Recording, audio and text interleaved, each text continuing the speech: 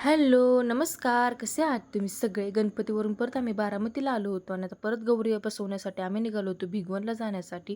त्यासाठीच मग आम्ही बारामती बस स्टॉपला गेलो होतो. बस पकडली आणि मग आम्ही निघालो भिगवणला जाण्यासाठी आणि आम्हाला आधीच खूप जास्त लेट झालेलं. त्यामुळं आम्ही घरी गेलो की लगेचच मम्मीने ना गौरी पूजनाची तयारी करायला सुरुवात केली आणि मी इकडे ना आजीने बाजारातून आणलेली ओली भेळ खात होते, कारण मला खूप जास्त भूक लागलेली. मग भेळ खाऊन घेतली आणि त्यानंतर मग आम्ही रांगोळी वगैरे काढली, सगळी पूजेची तयारी करून घेतली गौरी पूजनासाठी.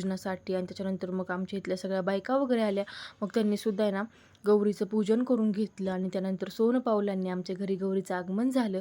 आम्ही गौरीला घरामध्ये घेतलं आणि गौरी घरामध्ये आली तरीसुद्धा आमचं डेकोरेशन काहीसुद्धा झालं नव्हतं, कारण आम्हाला यायलाच खूप जास्त लेट झालेलं. त्यामुळे आम्हाला त्यासाठी टाईमच नाही भेटला. आणि मग आहे ना संध्याकाळी आम्ही डेकोरेशनला सुरुवात केली आणि यावेळेस आमची थीम आहे ना ऑपरेशन सिंदूर आणि आर्मीची थीम होती आणि त्यानुसारच आम्हाला डेकोरेशन करायचं होतं.